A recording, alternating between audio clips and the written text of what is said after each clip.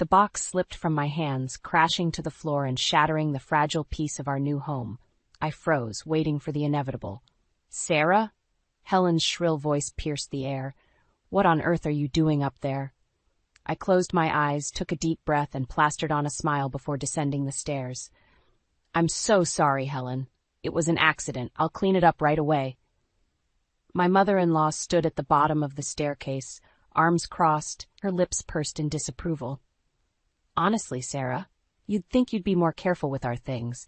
This isn't some college dorm room, you know." I bit my tongue, reminding myself that this was temporary. Adam and I just needed to save up enough for our own place. Then we'd be free.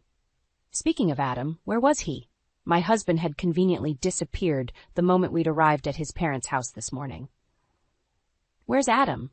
I asked, trying to keep my voice neutral. Helen waved a dismissive hand. "Oh, his father needed help with something in the garage. You know how men are with their projects." I did know. It was amazing how many projects Adam managed to find whenever there was actual work to be done.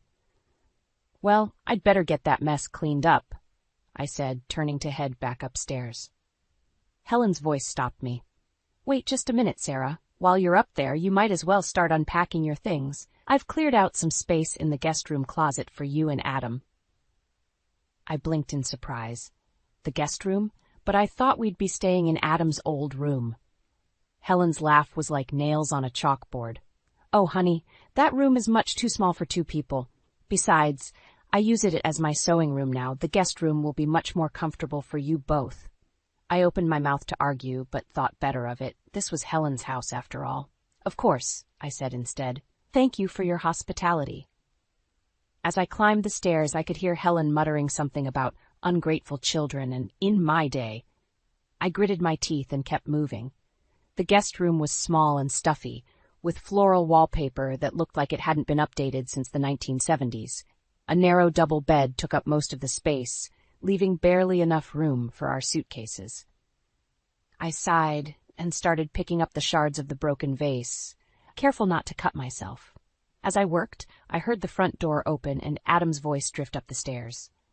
"Mom? Sarah? I'm back!" "In here, sweetie," Helen called out. "Your wife had a little accident with one of my vases. Why don't you go help her clean up?" I rolled my eyes. Of course, she'd throw me under the bus. Adam appeared in the doorway, looking sheepish. "Hey, babe, need a hand?" I looked up at him, trying to keep the frustration out of my voice. "Where have you been?" He shrugged. "Dad needed help with the lawnmower. You know how it is." "Right," I said, turning back to my task. "Well, since you're here, you can start unpacking. Your mom says we're staying in the guest room." Adam's brow furrowed.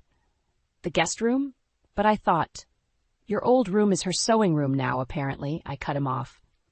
"Oh," he said, looking uncomfortable. "Well, I'm sure it'll be fine. It's just temporary, right?" I stood up, dumping the broken pieces into the trash. "Right, temporary." As I brushed past him to wash my hands, Adam caught my arm. "Hey," he said softly. "I know this isn't ideal, but we'll make it work. I promise." I wanted to believe him. I really did. But as I looked into his eyes, all I could see was the same weakness that had led us here in the first place. The sound of Helen calling us down to dinner broke the moment. Adam squeezed my hand and headed downstairs, leaving me alone in the tiny room that was supposed to be our new home. I took a deep breath, steeling myself for what was sure to be a long and trying evening. As I reached for the doorknob, I caught sight of my reflection in the mirror. The woman staring back at me looked tired, defeated. "Come on, Sarah," I whispered to myself. "You can do this. It's just temporary." But even as I said the words, a nagging voice in the back of my mind whispered, "What if it's not?" The world came into focus slowly, like an old television warming up. Harsh, fluorescent lights burned my eyes, and the antiseptic smell of a hospital filled my nostrils. I blinked, trying to make sense of my surroundings. "Sarah, can you hear me?" A man's voice, unfamiliar yet tinged with concern. I turned my head, wincing at the dull ache. A doctor stood beside my bed, clipboard in hand. Behind him I could see my parents, James and Elizabeth, their faces etched with worry. "What happened?" I croaked, my throat dry and scratchy. The doctor leaned in. "You fainted at home and hit your head. Your mother-in-law called an ambulance." "Mother-in-law?" I frowned, searching my memory. Nothing. "Sarah," my mom said, stepping forward. How are you feeling, sweetheart? I managed a weak smile. Confused. What day is it? It's Tuesday, my dad answered. You've been out for about 6 hours. Tuesday. Okay, that made sense. I remembered going to work on Monday, but after that, nothing. Where's Adam? I asked, the name coming to me suddenly. My husband. But when I tried to picture his face, my mind drew a blank. My parents exchanged a glance. He's in the waiting room with Helen, my mom said carefully. Do you want us to get them? Helen, another name without a face. I shook my head, panic rising in my chest. I can't remember them. Mom, Dad, what's happening to me? The doctor stepped in, his voice calm and reassuring. Sarah, I believe you're experiencing a form of psychogenic amnesia. It's often triggered by stress or traumatic events. Your memory loss seems to be specific to your husband and mother-in-law. Can you tell me the last thing you remember clearly? I closed my eyes, concentrating. Work. I remember being at work on Monday. After that, it's fuzzy. Interesting, the doctor murmured, making a note on his clipboard. Sarah, I'd like to run a few more tests if that's all right with you. I nodded, still trying to process what was happening. As the doctor left to arrange the tests, my parents moved closer to the bed. Honey, my dad said, his voice low, is there anything you want to tell us? Anything that might have caused this stress? I looked at him, confused. What do you mean? My mom took my hand, her eyes searching mine. Sarah, we've been worried about you. Ever since you moved in with Adam and Helen, you've seemed different, withdrawn. We thought maybe it was just the adjustment period, but now... Her words trailed off, but the implication hung in the air. I shook my head, frustrated by the gaps in my memory. I don't know. I can't remember. Just then, a commotion in the hallway caught our attention. A man's voice, angry and insistent, grew louder as it approached my room. I don't care what the doctor said. That's my wife in there, and I have a right to see her. The door burst open, and a man I didn't recognize stormed in, followed closely by an older woman. They both stopped short when they saw me, their expressions a mix of relief and something else I couldn't quite place. Sarah, the man said, moving towards the bed. Thank God you're awake. We've been so worried. I recoiled instinctively, pressing myself back against the pillows. Who are you? The man's face fell, hurt and confusion flashing in his eyes. Sarah, it's me, Adam, your husband. The older woman stepped forward, her lips pursed. And I'm Helen, your mother-in-law. Surely you remember us? I looked from one to the other, searching for any spark of recognition. Nothing, just a vague sense of unease that I couldn't explain. I'm sorry, I whispered. I can't remember you.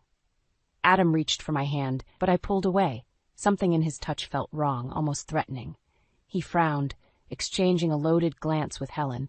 It's okay, sweetheart, Helen said, her voice sickly sweet. We'll help you remember. Once you're home with us, I'm sure everything will come back to you. A chill ran down my spine at her words. Home with them? The very thought filled me with a nameless dread. I looked to my parents, silently pleading for help. My dad stepped forward, placing himself between me and the strangers who claimed to be my family. I think, he said firmly, that Sarah needs some rest. Perhaps it would be best if you came back later. Adam opened his mouth to argue, but Helen placed a hand on his arm. Of course, she said smoothly. We'll be back tomorrow, Sarah. Don't worry about a thing. As they left the room, I caught a glimpse of Adam's face. The look in his eyes sent a shiver through me. It wasn't love or concern I saw there. It was anger. And beneath that, something darker still. The hospital room felt like a sanctuary as I recovered. My parents a constant, comforting presence. But the peace couldn't last forever. After 3 days, the doctors declared me fit to go home. The question was, where exactly was home? You're coming with us, sweetheart, Mom said firmly as she helped me pack. Until you get your memories back, you need to be somewhere safe and familiar. I nodded, relief washing over me. The thought of going back to a house I couldn't remember, with people who felt like strangers, terrified me. As we prepared to leave, Adam and Helen arrived. The sight of them still sent an inexplicable chill down my spine. Sarah, darling, Helen cooed, her smile not quite reaching her eyes. We've come to take you home. I instinctively stepped closer to my father. Actually, I'm going to stay with my parents for a while. Adam's face darkened. That's ridiculous. You belong with us, your family. We are her family, Dad interjected, his voice steely. And right now, this is what Sarah needs. The tension in the room was palpable. Adam opened his mouth to argue, but Helen laid a hand on his arm. "Of course," she said smoothly. "We understand. But we'll be visiting every day, won't we, Adam? To help jog your memory." Something in her tone made me shudder. As they left, I caught a glimpse of Adam's face. The look he gave me was one of pure, cold fury. Back at my parents' house, I sank into the familiar comfort of my childhood bedroom. But even here, I couldn't shake the feeling that something was terribly wrong. "Mom, Dad," I said over dinner that night, "I need to know the truth. What was my life like with Adam and Helen?" They exchanged a worried glance.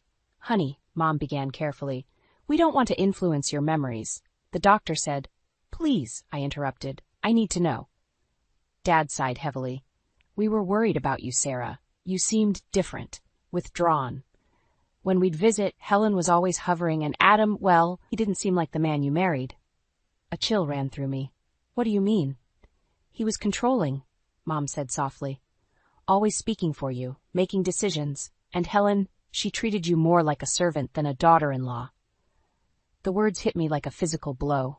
Flashes of memory started to surface. Helen's critical voice, Adam's tight grip on my arm, the constant feeling of walking on eggshells. "I need to know more," I said, my voice shaking. "I need to remember." Dad leaned forward, his expression serious. "Sarah, we have an idea. It's risky, but it might help us uncover the truth."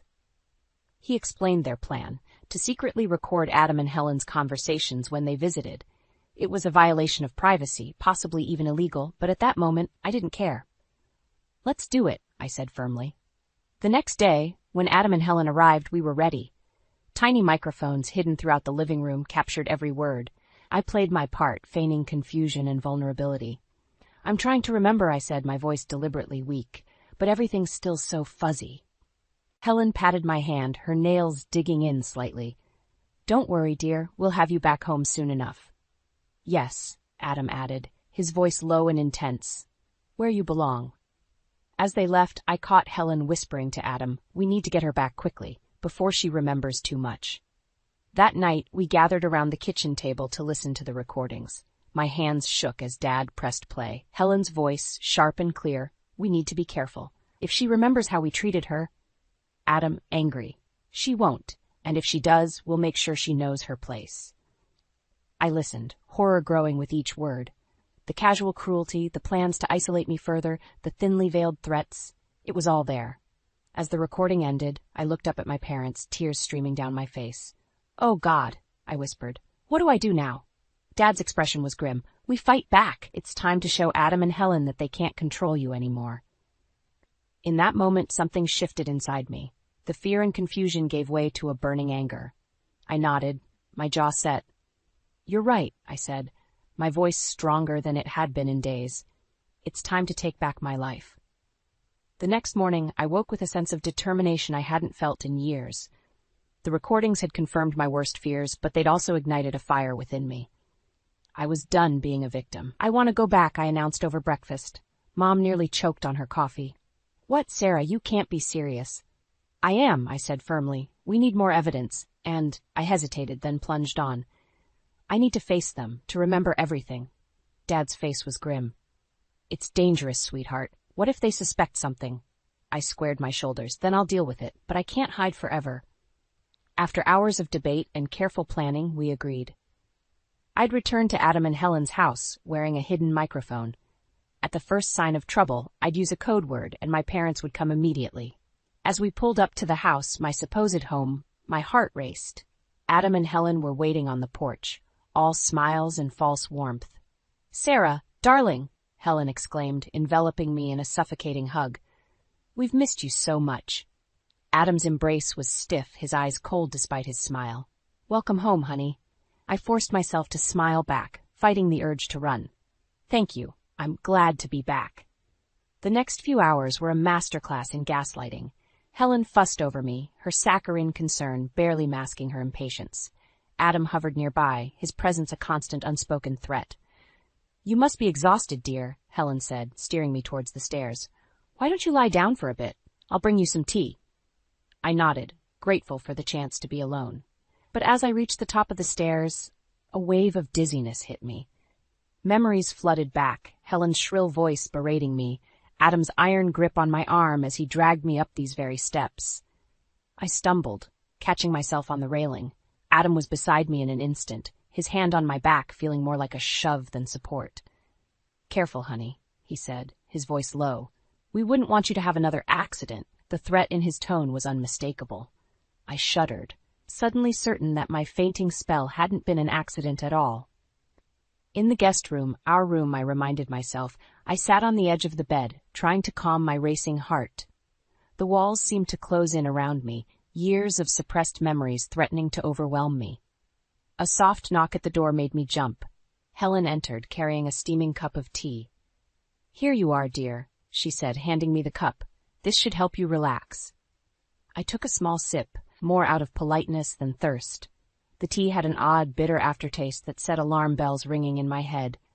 "Thank you," I managed, setting the cup aside. "I think I'll try to sleep now." Helen's smile didn't reach her eyes. "Of course. Sweet dreams, Sarah." As soon as the door closed behind her, I dumped the tea into a potted plant. Whatever was in that drink, I was certain it wasn't meant to help me. I lay down, pretending to sleep, straining my ears for any sound. After what felt like hours, I heard hushed voices in the hallway. "She's out cold," Helen whispered. The sedative worked quickly. "Good," Adam replied. "Now we can discuss how to handle this situation. We can't risk her remembering anything else." My blood ran cold. They had drugged me, and from the sound of it, they were planning something far worse. I reached for my phone, my hands shaking as I typed out a message to my parents. Code red, come now. As I hit send, the bedroom door creaked open. I quickly closed my eyes, feigning sleep, my heart pounding so loudly I was sure they could hear it. "Poor, confused Sarah." Helen's voice dripped with false sympathy. "Don't worry, dear. We'll make sure you never have to worry about remembering again." In that moment, I knew I had to act. Whatever they had planned, I couldn't wait for rescue. It was time to save myself. My heart pounded as I lay there, feigning sleep, while Adam and Helen whispered just outside the door. Every instinct screamed at me to run, but I forced myself to remain still, listening intently. "We need to move quickly," Adam muttered. "Her parents are getting suspicious. If they start digging—" Helen's voice was cold and calculating. "Don't worry, I have a plan. We'll make it look like an accident." Poor, confused Sarah, still dizzy from her fall. I suppressed a gasp. They were planning to kill me. The realization hit me like a physical blow, and suddenly the full weight of my situation crashed down upon me. This wasn't just about emotional abuse or control anymore. My life was in danger. As their footsteps retreated down the hall, I cautiously opened my eyes. The room spun slightly. Whatever they'd put in that tea was strong. But I couldn't afford to be weak now. I had to get out. Slowly, carefully, I eased myself off the bed. My legs felt like jelly, but I forced myself to stand. I crept to the door, pressing my ear against it. Silence. Taking a deep breath, I turned the handle and peered out into the hallway, empty. I made my way down the stairs, clinging to the railing for support. As I reached the bottom, a cacophony of memories assaulted me. Helen's shrill voice berating me for every perceived slight. Adam's tight grip on my arm as he dragged me from room to room. The constant feeling of worthlessness and fear that had become my daily existence. Tears stung my eyes, but I blinked them away. There would be time for that later. Right now, I needed to focus on survival. I was halfway to the front door when I heard them coming. Panic surged through me as I looked around frantically for a hiding place. The coat closet, it was my only option. I dove inside, pulling the door closed just as Adam and Helen entered the foyer. "I'll check upstairs," Adam said. "You look down here." My breath caught in my throat as Helen's footsteps approached the closet. I pressed myself against the wall, praying she wouldn't open the door. "Sarah?" Helen called out, her voice sickly sweet. "Where are you, dear? We're worried about you." The doorknob turned, and I braced myself for discovery.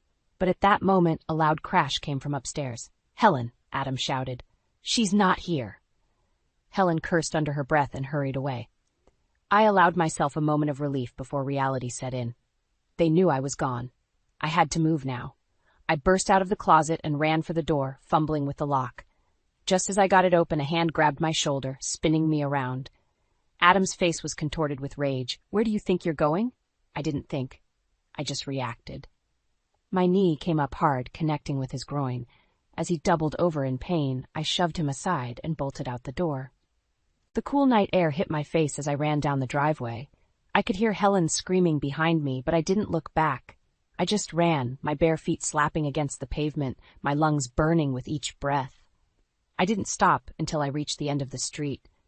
Gasping for air, I finally allowed myself to look back. The house loomed in the distance, dark and menacing, but there was no sign of Adam or Helen pursuing me. My hands shook as I pulled out my phone, dialing my parents' number. "Dad," I choked out when he answered. "I need help. Please come get me."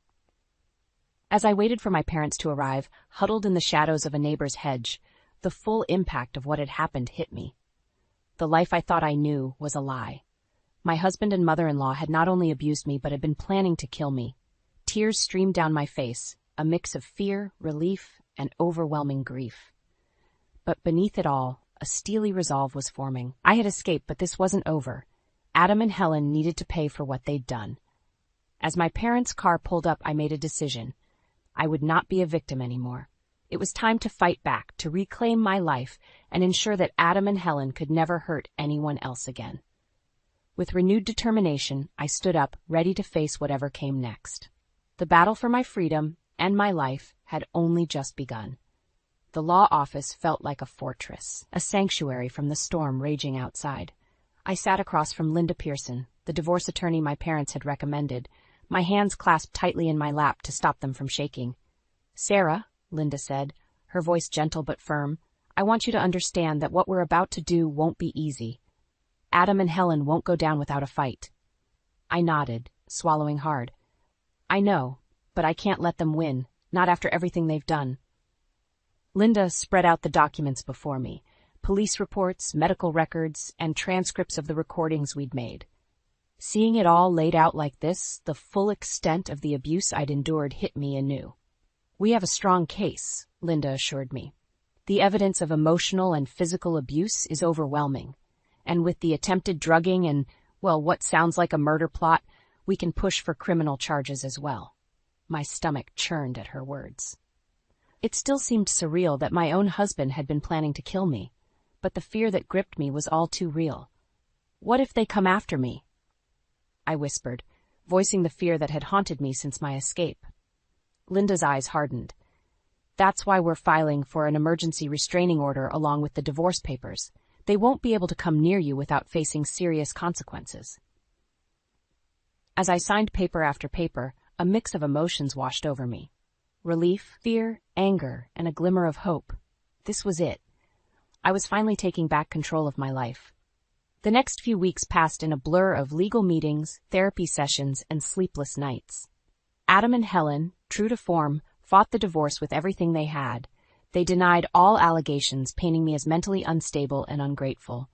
But I refused to back down. With each deposition, each piece of evidence presented, I grew stronger.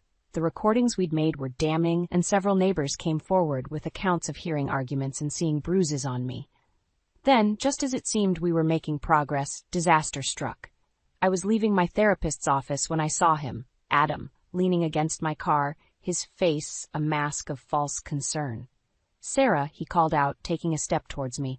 "Please, we need to talk. This has all gotten out of hand." I froze, my heart pounding. He wasn't supposed to be here. The restraining order. "Stay back," I warned, fumbling for my phone. "I'm calling the police."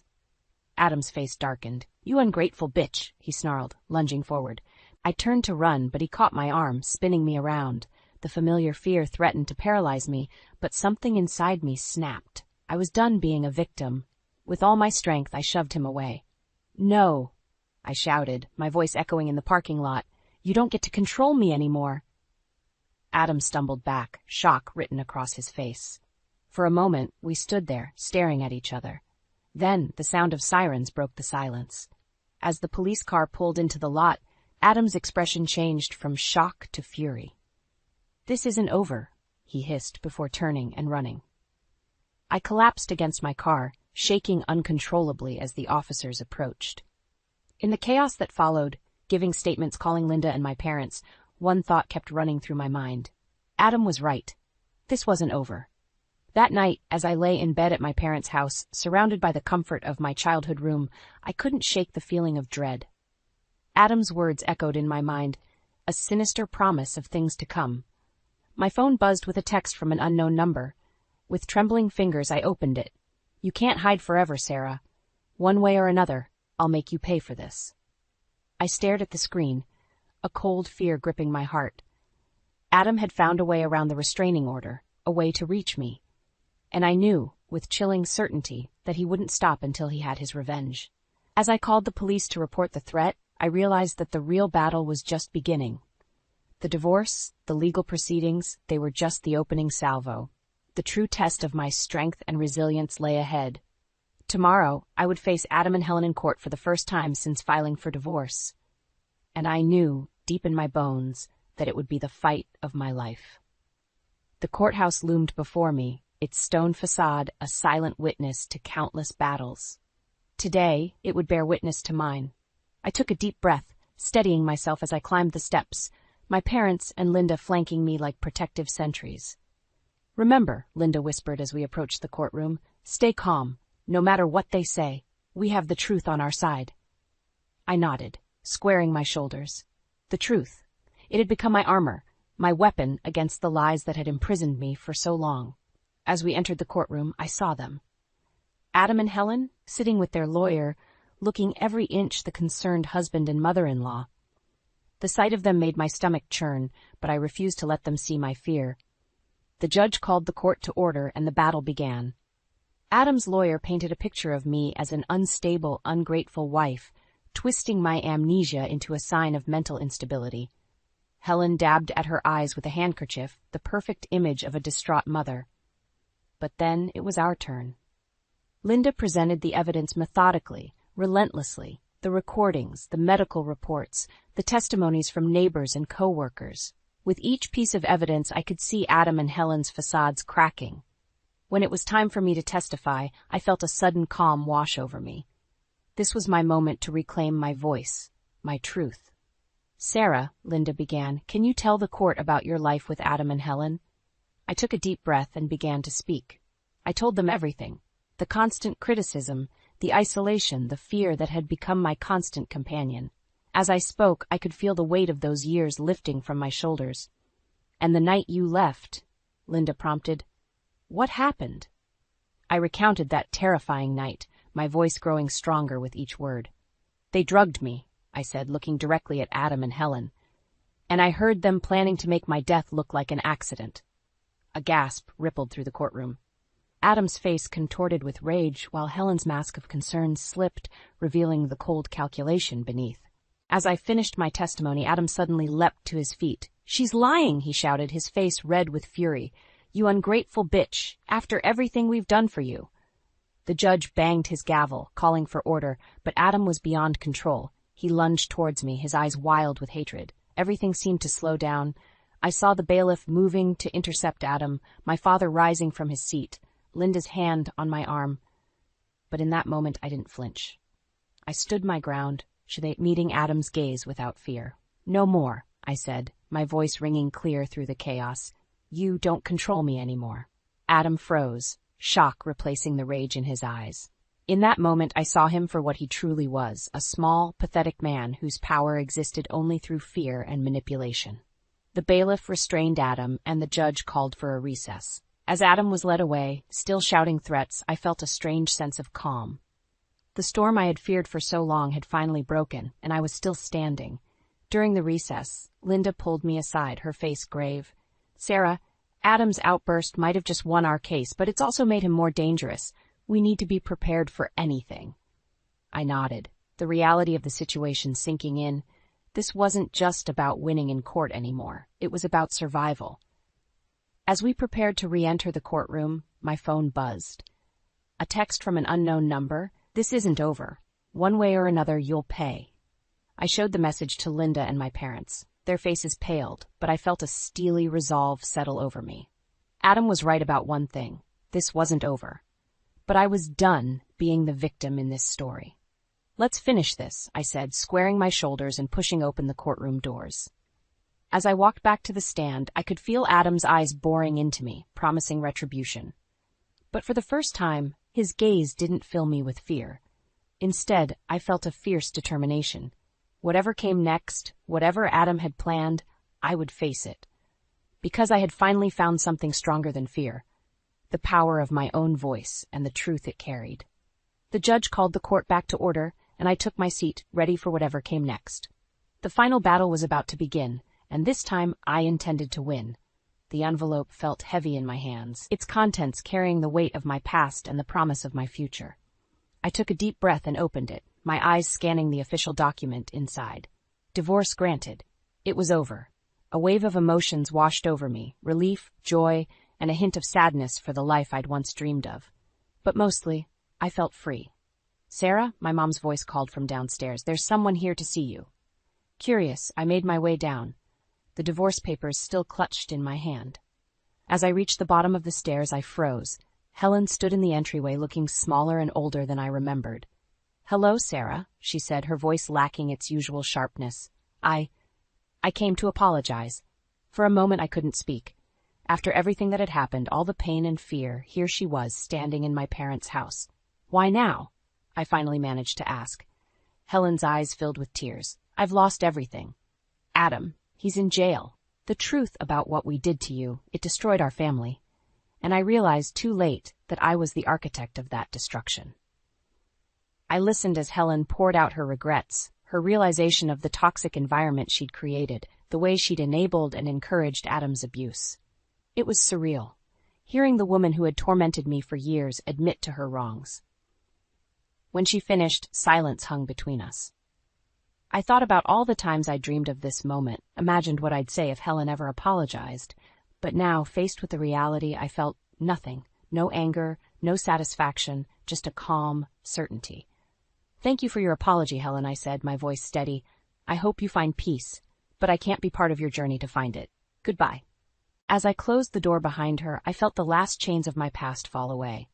I was truly free now, not just legally, but emotionally. The next few months were a whirlwind of change and growth. I reconnected with old friends, started traveling, and discovered new passions I'd never had the freedom to explore before.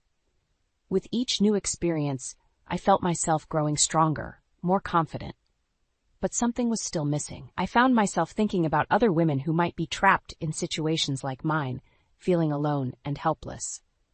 That's when I decided to start the support group. Our first meeting was small, just 5 women gathered in a community center room. As I shared my story, I saw recognition and hope dawn in their eyes. For the first time, they realized they weren't alone. Week by week, our group grew. Women from all walks of life, each with their own story of survival. Together, we laughed, cried, and slowly, steadily began to heal. One evening, as I was locking up after a particularly powerful session, a young woman approached me. Her eyes were red from crying, but there was a determined set to her jaw. "I'm leaving him," she said, her voice barely above a whisper. "After hearing your story, I know I can do it. Thank you for showing me it's possible."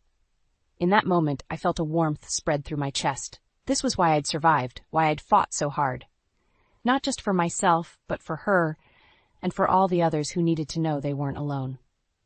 As I drove home that night, I thought about the journey that had brought me here. The pain, the fear, the moments of despair, but also the strength I'd found, the support I'd received, and the new purpose I'd discovered. I pulled into my driveway, my own home, bought with my own money, filled with my own choices.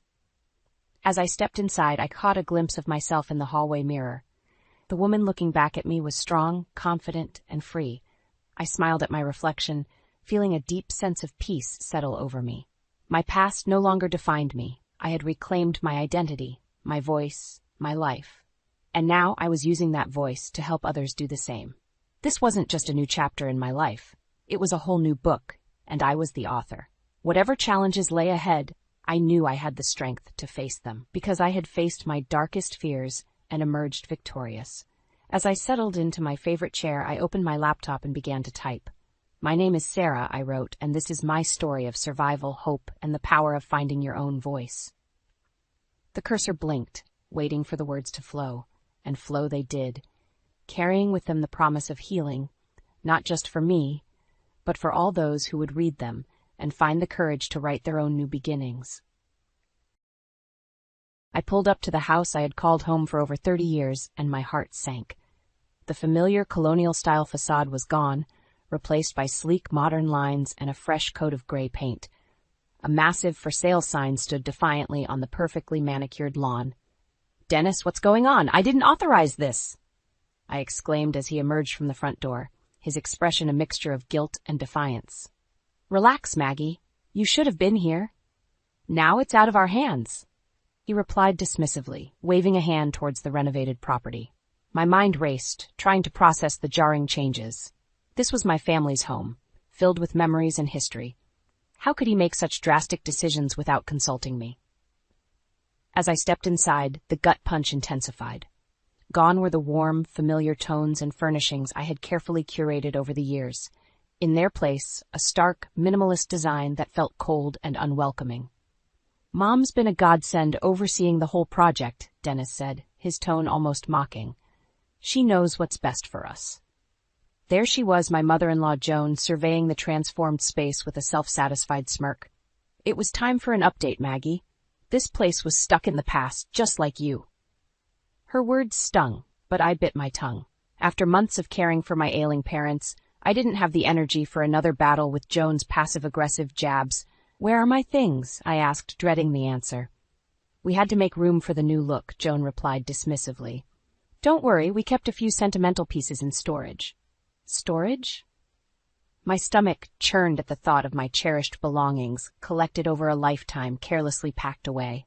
As I wandered through the hollow, unfamiliar rooms, an overwhelming sense of betrayal washed over me.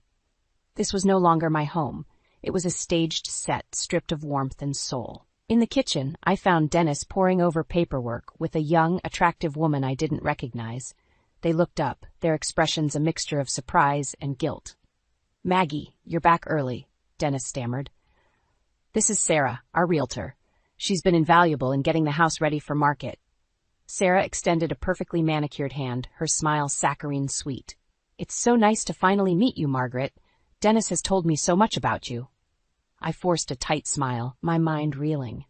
Ready for market? They were selling my family's home without my consent? As Sarah droned on about staging and curb appeal, I tuned her out, my gaze fixed on Dennis. His eyes averted mine, and in that moment, I realized the depth of his deception.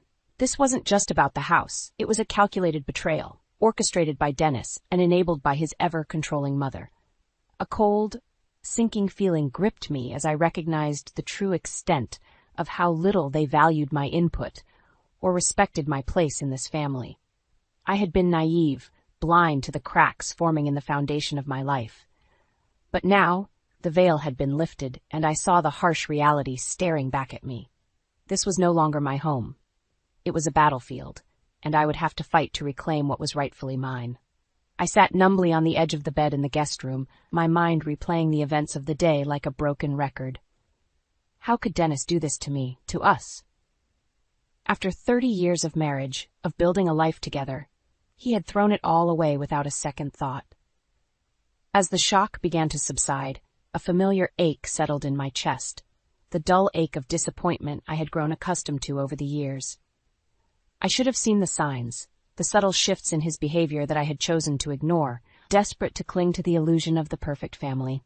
Dennis had always been distant, more focused on his work and hobbies than on cultivating our relationship. But I had foolishly believed that was just his way, that deep down he still loved and cherished me. Now the truth was laid bare. I had simply been a convenient accessory in his life, easily discarded when something shinier came along. And Joan, my own mother-in-law, the woman who should have been my closest ally, had been the architect of this betrayal all along. Her constant belittling, her snide remarks about my capabilities as a wife and mother, they had all been carefully calculated jabs, chipping away at my self-worth until I was too broken to fight back. Tears stung my eyes as I remembered the countless times I had defended her to my own family, making excuses for her behavior. She's just old-fashioned, I would say. She means well, deep down. But the truth was, Joan had never accepted me as part of her family. To her, I was an interloper, a threat to the twisted, codependent bond she shared with her son. The sound of laughter from downstairs snapped me back to reality. Dennis and Joan, celebrating their victory over me, no doubt reveling in the spoils of their deception. My fists clenched involuntarily, a surge of anger replacing the sadness that had consumed me moments before. I thought of my parents, the way their faces had lit up when Dennis and I had first brought them to this house, our forever home. They had trusted him, believed in the life we were building together, and now their legacy, the home they had gifted us out of love, was being sold off like a piece of merchandise, all for Dennis's selfish gain. A renewed sense of determination washed over me. I would not let them win. Not this time. Rising from the bed, I began to gather my things, my mind already formulating a plan. First, I needed evidence, proof of Dennis's misdeeds that not even Joan could deny or spin in her favor. Then, I would rally my troops, the friends and family who had stood by me through thick and thin, the ones who had always seen through Joan's false pretenses. This was war, and I would fight with everything I had to reclaim what was rightfully mine, my home, my dignity, my life. Dennis and Joan had made the mistake of underestimating me, of believing I would simply roll over and accept their betrayal. Well, they were in for a rude awakening. As I zipped up my suitcase, a small, defiant smile tugged at the corners of my mouth. The battle lines had been drawn, and I was ready to show them just how strong I could be when pushed to my limits. This was only the beginning. I stared at the suitcase on the bed, my mind racing with 1,000 thoughts and emotions. Part of me wanted nothing more than to flee, to put as much distance as possible between myself and the toxic web of lies that had ensnared my life. But another part, the part that had been beaten down and gaslit for years, hesitated. Could I really just walk away from everything I had built? A familiar voice in the back of my mind whispered insidiously, "This is your fault, Maggie. If you had been a better wife, a better daughter-in-law, none of this would have happened." I squeezed my eyes shut, trying to drown out the voice that sounded eerily like Joan's. That wretched woman had spent decades chipping away at my self-worth, always quick with a backhanded compliment or subtle jab about my shortcomings. And Dennis, my so-called partner, had stood idly by, letting her toxic influence fester until it had poisoned our entire relationship. Flashes of memory assaulted me, moments I had tried so hard to forget. Joan criticizing my cooking at family dinners, her thin lips curled in a perpetual sneer. Dennis brushing off my concerns about her behavior, insisting I was overreacting, the way she had swooped in like a vulture when my parents fell ill, insinuating that I was an ungrateful daughter for needing to care for them. "If you cared enough about your own family, you wouldn't leave for months, Maggie," she had said, her voice dripping with false concern. At the time, I had bitten my tongue, too overwhelmed by the situation to stand up for myself. But now the memory ignited a spark of defiance deep within me.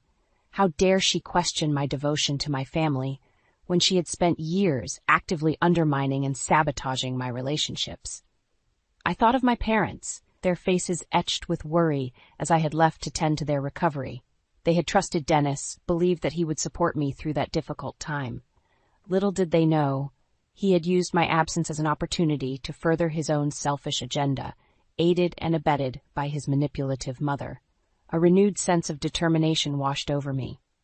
I would not let them win. Not this time.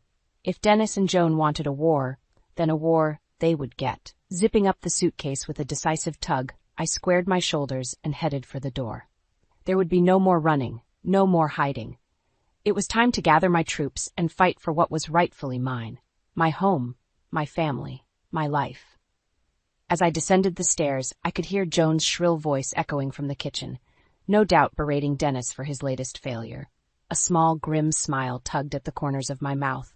They had no idea what was coming. I paused at the bottom of the stairs, taking a deep breath to steady myself. Then, with a newfound sense of purpose, I strode towards the kitchen, ready to face my adversaries head-on. No more Mrs. Nice Maggie. It was time to take back control of my life, no matter what it took. I strode into the kitchen, my heart pounding with a mixture of rage and determination. There they were, Dennis and Joan, seated at the table like a pair of co-conspirators, their expressions a blend of smugness and disdain. Well, if it isn't the prodigal daughter-in-law, Joan sneered, her thin lips curling into a familiar sneer. To what do we owe the pleasure of your presence? Before I could respond, Dennis cut in, his voice dripping with condescension. You have no idea what we've been through, managing everything you abandoned. He gestured broadly at the newly renovated space around us. We had to take matters into our own hands. I felt my hands ball into fists at my sides as I surveyed the changes they had made to my home. Our home. Gone were the warm, inviting tones and cherished family heirlooms I had carefully curated over the years. In their place, a cold, sterile aesthetic that felt utterly devoid of personality or sentiment. Where are my things? I demanded, fighting to keep my voice steady. Joan waved a dismissive hand. We need to move on, Maggie. This house isn't yours to hold us back any longer. Her words hit me like a physical blow, and in that moment the full weight of their betrayal crashed over me like a tidal wave. They had not only disrespected me, but they had desecrated the very legacy my parents had entrusted to us, the home they had gifted us out of love and trust. Rage bubbled up from deep within me, a primal, visceral fury that I had never experienced before. How dare they? How dare they trample on everything that was sacred, everything that had once been so precious to our family? You had no right, I seethed, my voice trembling with barely contained anger. This was never just your decision to make. Dennis scoffed, leaning back in his chair with an infuriating air of nonchalance. Don't be so dramatic, Maggie. It's just a house. We're doing what's best for our future. Our future? I echoed incredulously. Or yours, Dennis? Yours and that little tramp you've been sneaking around with? His eyes widened, and for a brief moment I saw a flicker of fear cross his features. Joan, however, remained unmoved, her expression hardening into a mask of cold indifference. So you figured it out, she said coolly. I must say I'm surprised it took you this long. You were always a bit slow on the uptake, weren't you, dear? Her words were like a slap in the face, but I refused to let her see how deeply they stung. Instead, I straightened my shoulders and met her icy gaze head-on. It's time you realized, Maggie, that you were never truly part of this family, she continued, her voice laced with venom. You were always an outsider, a mere accessory to be tolerated for Dennis's sake. In that moment, everything became crystal clear. The years of subtle jabs and undermining, the way they had so easily cast me aside the moment I became an inconvenience, it had all been part of their twisted game, a slow, methodical erosion of my sense of self-worth and belonging. But no more. I would not be their victim, their punching bag, any longer. You're wrong, Joan, I said, my voice steady and resolute. This family, this legacy, it's mine just as much as it is yours, and I'll be damned if I let you destroy it for your own selfish gains. Dennis opened his mouth to protest, but I held up a hand, silencing him with a single withering glare. Don't bother, Dennis. The lies end here. I know everything. About your affair, about the way you've been squandering my inheritance to fund your mistress's little business ventures. It's all going to come out, one way or another. For the first time, I saw a flicker of fear in Joan's eyes, a crack in her carefully constructed facade of indifference. She knew, deep down, that I had finally found the strength to fight back, and that terrified her more than anything. A small, triumphant smile tugged at the corners of my mouth. The battle lines had been drawn, and for once I held the upper hand. This was only the beginning of their reckoning. The smug looks on Dennis and Joan's faces quickly faded as the weight of my words sank in. I could see the fear flickering in their eyes, the realization that I was no longer the meek, compliant woman they had grown accustomed to controlling. How did you find out? Dennis sputtered, his bravado crumbling under the intensity of my gaze. Did you really think you could keep it all a secret forever? I scoffed. The shady financial dealings, the late nights at the office, it was only a matter of time before the truth came out. Joan's expression hardened, her lips pressing into a thin, disapproving line. So you've been snooping through our affairs, have you? How typical of you, Maggie, to resort to such underhanded tactics. I leveled my gaze at her, refusing to be cowed by her condescending tone. Don't try to play the victim here, Joan. You're just as guilty as Dennis in all of this. Turning to my husband, I felt a surge of disgust and betrayal rise up within me. How could you do this to me, Dennis? To our family? After everything we've been through together, how could you throw it all away for For her. The words tumbled out before I could stop them, the hurt and anger I had bottled up for so long finally spilling over. Was I not enough for you? Did our marriage, our vows mean nothing to you? Dennis opened his mouth, but I held up a hand, silencing him. No, don't bother trying to explain it away. I know all about your little fling with Sarah, the real estate agent you've been using to funnel my inheritance into her business ventures. Joan's eyes widened, and for a moment, I saw a flicker of genuine surprise cross her features. Clearly, even she hadn't been privy to the full extent of Dennis's deception. That's right, I continued, my voice growing stronger with each word. I know about the shady deals, the secret accounts, all of it. And I have proof. Reaching into my bag, I pulled out a thick manila envelope stuffed with financial records, copies of incriminating emails, and other damning evidence I had painstakingly gathered over the past few weeks. You see, while you two were busy plotting behind my back, I was doing a little digging of my own. And what I found was a web of lies and betrayal that goes deeper than I ever could have imagined. Dennis's face had drained of color, his eyes darting nervously between me and the envelope in my hands. Joan, however, remained stubbornly defiant, her chin jutting out in a show of false bravado. So what? She sneered. You have a few pieces of paper. That doesn't change the fact that you were never truly part of this family, Maggie. You were always an outsider, a mere accessory to be tolerated for Dennis's sake. Her words cut deep, but I refused to let her see how much they stung. Instead, I met her gaze head-on, my resolve unwavering. You're wrong, Joan, I said, my voice steady and resolute. This family, this legacy, it's mine just as much as it is yours, and I'll be damned if I let you destroy it for your own selfish gains. A heavy silence hung in the air, the weight of my words settling over us like a thick fog. For a moment, it seemed as though time itself had frozen, the three of us locked in a silent battle of wills. Then, without warning, Joan's composure cracked. Her face contorted into a mask of rage, and she slammed her fist down on the table with surprising force. How dare you? She spat, her voice trembling with barely contained fury. After everything we've done for you, this is how you repay us? With accusations and threats? I held her gaze, unflinching. I'm not threatening anyone, Joan. I'm simply stating the facts. And the fact is, you and Dennis have betrayed me in the worst possible way. But it ends here, today. No more lies, no more secrets. Turning to Dennis, I felt a pang of sadness mixed with resolve. I loved you, Dennis. Truly, I did. But this... I gestured around the cold, sterile room that had once been our warm, inviting home. This is too much. You've crossed a line that can never be uncrossed. His eyes pleaded with me, silently begging for forgiveness, but I had made up my mind. There was no going back, not after everything that had happened. It's over, I said, my voice heavy with finality. The life we had, the dreams we shared, it's all gone, Dennis, and you have no one to blame but yourself. With those words, I turned and walked away, leaving them to stew in the wreckage of their own making. It was time to start anew, to rebuild my life on my own terms, without the constant weight of their manipulation and betrayal holding me back. As I stepped out into the crisp evening air, a sense of liberation washed over me. The road ahead would be long and difficult, but for the first time in years, I felt truly free, and I would savor every moment of it. The weight of Dennis and Joan's betrayal hung heavy on my shoulders as I left the house that had once been my home.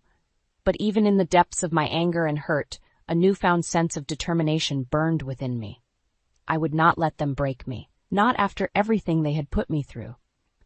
My first stop was the storage unit where Joan had so carelessly stashed away my belongings. As I rifled through the haphazardly packed boxes, a wave of emotion washed over me. These weren't just material possessions. They were pieces of my life, memories and mementos that had been so callously discarded. Gently, I lifted out a faded photograph, its edges worn and creased from years of handling. It was a picture of my parents on their wedding day, beaming with joy and hope for the future that lay ahead of them. A lump formed in my throat as I traced the outline of their faces, my heart aching for the trust they had placed in Dennis, a trust he had so thoroughly shattered. Tucking the photograph safely into my bag, I continued my search, unearthing more treasures from the past. Old love letters from Dennis, souvenirs from our travels, even the tattered stuffed bear he had won for me at a carnival on our first date. Each item was a poignant reminder of the love we had once shared, a love that had been slowly poisoned by Joan's insidious influence and Dennis's own selfishness. But amidst the pain and heartache, a newfound sense of resolve took root within me. These mementos were not just reminders of what I had lost. They were proof of the life I had built, the sacrifices I had made, and the strength that had carried me through even the darkest of times. With a renewed sense of purpose, I began to gather the evidence I would need to expose Dennis and Joan's lies. Financial records, incriminating emails, anything that could shed light on the depth of their betrayal. As I pored over the documents, a clearer picture began to emerge, one of greed, manipulation, and utter disregard for the sanctity of our marriage. It was then that I knew what I had to do. I would not simply walk away and lick my wounds. No, I would fight back, rallying the support of those who had stood by me through thick and thin, those who had seen the truth of Dennis and Joan's actions long before I had been willing to open my eyes. One by one, I reached out to my closest friends and family members, laying bare the painful truth of what had transpired. And one by one, they rallied to my side, offering not just their sympathy, but their unwavering support and loyalty. I always knew there was something off about that woman, my oldest friend Beth spat, her eyes blazing with righteous fury. Just say the word, Maggie, and I'll make sure the whole town knows what kind of snakes they really are. Others echoed her sentiments, sharing their own stories of Joan's manipulative behavior and Dennis's increasingly erratic actions. It was as if a veil had been lifted, and suddenly the pieces all fell into place. I've been naive, yes, I admitted, my voice thick with emotion. But underestimating me is their biggest mistake. As the days passed, my network of allies grew stronger, each person bringing their own unique perspective and insights to the table. Together we pieced together a damning portrait of Dennis and Joan's misdeeds, a tapestry of lies and deceit that would be impossible to ignore or refute. And through it all, a newfound sense of strength and resilience took root within me. I was no longer the meek, downtrodden woman who had allowed herself to be controlled and belittled for far too long. No, I was a force to be reckoned with, a woman who had reclaimed her power and her sense of self-worth. As I looked around at the faces of those who had rallied to my side, I felt a surge of gratitude and determination. This was no longer just about me. It was about standing up for what was right, about refusing to let the toxic influence of people like Joan and Dennis poison the lives of others. With a deep breath, I squared my shoulders and turned to face the battle ahead. It was time to take the fight to them, to expose their lies and their betrayal for all the world to see. And this time I would not be silenced or cowed. This time I would emerge victorious, no matter the cost. The day of reckoning had finally arrived. As I stood before the gathered crowd of family and friends, a hush fell over the room, all eyes fixed on me with a mixture of curiosity and concern. "Thank you all for coming," I began, my voice steady despite the butterflies fluttering in my stomach. "I know there have been rumors circulating, whispers of discord within our family, and today I'm going to lay bare the truth, no matter how painful it may be." A murmur rippled through the crowd, but I pressed on, undeterred. For too long I've been a victim of manipulation and betrayal at the hands of those closest to me. My own husband, Dennis, and his mother, Joan, have conspired against me, trampling on the sanctity of our marriage and our family for their own selfish gains. Gasps of shock and disbelief echoed through the room, but I refused to falter. This was my moment, my chance to reclaim the dignity and respect that had been so cruelly stripped away from me. "It's true," I continued, my voice growing stronger with each word. "Dennis has been carrying on an affair with a younger woman, using my own inheritance to fund her business ventures behind my back." Turning to face my husband, I felt a surge of righteous anger coursing through my veins. "How could you, Dennis? How could you betray everything we built together, everything we sacrificed for this family?" He opened his mouth to speak, but I silenced him with a single, withering glare. "And you, Joan," I said, shifting my gaze to my mother-in-law's stony expression. "You were supposed to be my ally, my support system. Instead, you enabled and encouraged Dennis's betrayal, driven by your own twisted, possessive love for your son." Joan's eyes narrowed, her lips curling into a familiar sneer. "How dare you speak to me like that, you ungrateful little—" "Enough," I thundered, cutting her off mid-sentence. "I've endured your insults, your belittling, for far too long. But no more. This house, this legacy, it isn't yours to destroy. It's my blood, sweat, and tears you've trampled on, all for your own selfish desires." A heavy silence hung in the air, the weight of my words sinking in for all to bear witness. I could see the shock and disbelief etched on the faces of those around me, the realization that the perfect family they had envied was nothing but a carefully constructed facade. "I have proof," I continued, holding up the thick manila envelope that contained the damning evidence of Dennis and Joan's misdeeds. Financial records, emails, photographs, all of it documenting the depths of their betrayal. Slowly, I began to circulate the documents, allowing each person to see for themselves the ugly truth that had been hidden for so long. Whispers and gasps of outrage rippled through the crowd, and I knew in that moment that the tide had turned. Dennis stepped forward, his eyes pleading with me for forgiveness. "Maggie, please, let me explain." But I cut him off with a sharp shake of my head. "There's nothing to explain, Dennis. You made your choices, and now you have to live with the consequences." Turning back to the crowd, I drew myself up to my full height, a newfound sense of strength and resolve coursing through my veins. "This is not the end," I declared, my voice ringing out with conviction. "This is just the beginning of a new chapter, one where I reclaim my dignity, my self-worth, and my rightful place in this family." A smattering of applause broke out, growing louder and more fervent as the weight of my words sank in. I could see the respect and admiration in their eyes, a stark contrast to the pity and condescension I had grown so accustomed to. In that moment, I knew that I had won. Not just a battle, but a war against the toxic influences that had sought to diminish and control me for far too long. As I looked around at the faces of those who had rallied to my side, I felt a surge of gratitude and pride. This was my family, my true family. The ones who had seen me at my lowest and still believed in me, still stood by my side. And as for Dennis and Joan, their downfall was inevitable, a consequence of their own selfish actions and misguided priorities. They had lost far more than just their reputations. They had lost the respect and loyalty of those who had once looked up to them. But I had gained something far more precious, my freedom, my self-respect, and the knowledge that I was truly loved and supported by those who mattered most. As I stepped down from the podium, a weight seemed to lift from my shoulders, replaced by a newfound sense of purpose and determination. The road ahead would be long and difficult, but for the first time in years, I felt truly alive, unburdened by the chains of manipulation and deceit that had held me captive for far too long. This was my moment, my chance to start anew and rebuild my life on my own terms. And as I looked towards the future, I couldn't help but feel a sense of excitement and possibility. After all, the best revenge is living well, and that's exactly what I intended to do. The aftermath of my public confrontation with Dennis and Joan was both exhilarating and exhausting.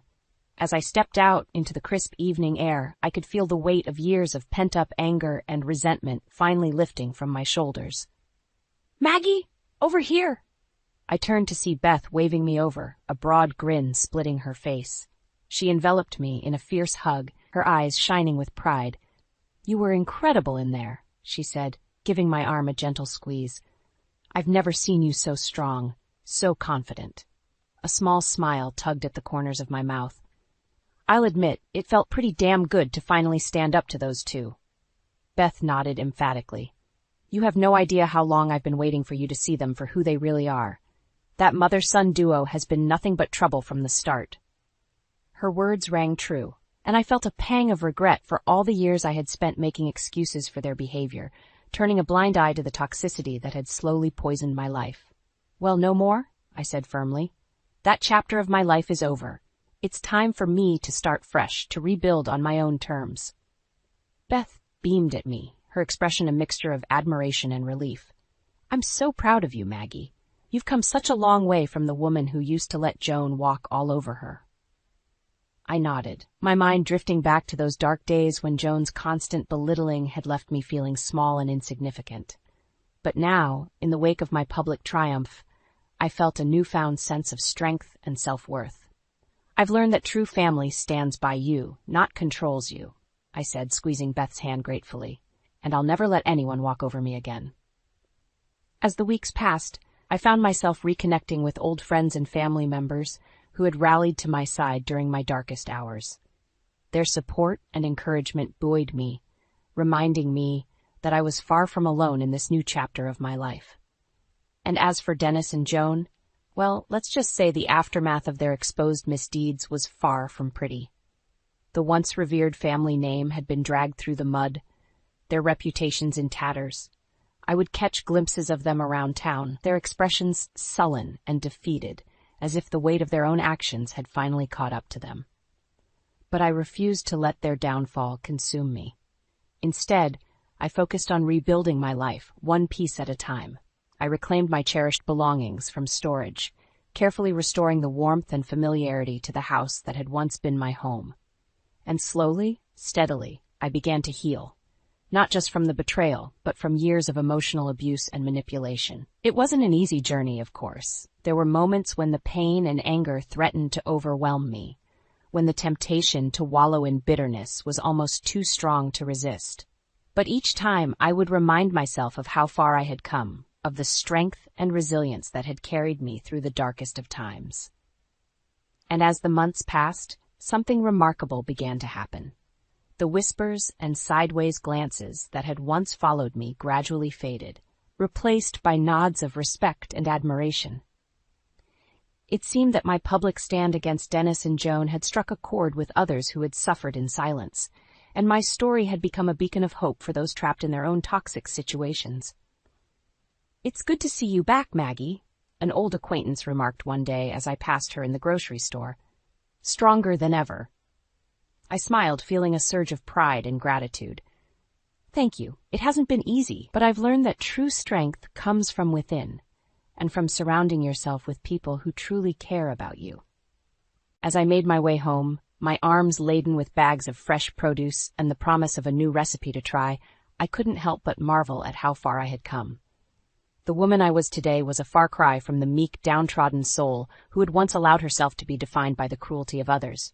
No, I was a survivor, a fighter, a woman who had reclaimed her power and her sense of self-worth. And as I looked towards the future, I felt a sense of excitement and possibility that had been absent for far too long. This was my life, my story, and I was the author of my own destiny. The road ahead might be long and winding, but for the first time in years, I felt truly alive, unburdened by the weight of others' expectations and manipulations.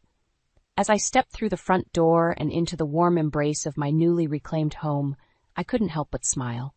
This was just the beginning, the first chapter in a story that promised to be filled with adventure, growth, and the kind of hard-won wisdom that can only come from surviving the darkest of storms. And I couldn't wait to see what the future had in store.